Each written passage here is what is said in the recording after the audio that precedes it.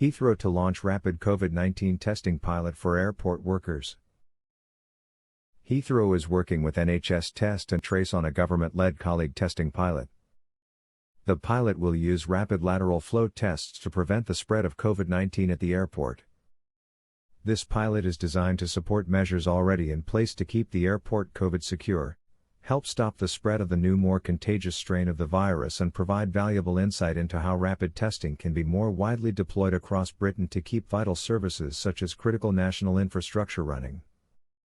1 in 3 people with coronavirus do not display symptoms, meaning they are at risk of unknowingly spreading the virus to others, particularly when they are unable to work from home. This pilot sets out to understand how routine testing might be used to help identify asymptomatic cases of COVID-19 in the airport's workforce. These devices can provide test results in as little as 20 minutes.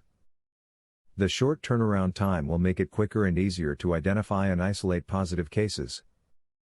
These pilots build on the measures that Heathrow has already put in place to keep passengers and colleagues safe.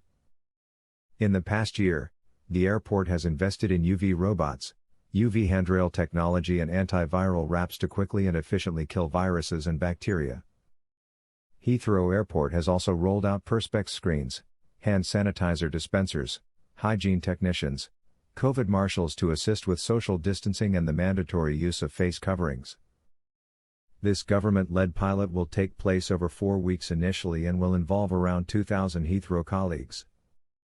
Understanding how new technologies can be used to regularly screen large numbers of people with quick results is key to the government's plans to roll out mass testing across society. These pilots will help to ensure the country has the resource needed to keep the UK's critical national infrastructure open and operational. The pilot at Heathrow will help the government to better understand where to best use the technology and how it can be operationalized in the real world, helping the public to go back to as normal a way of life as possible.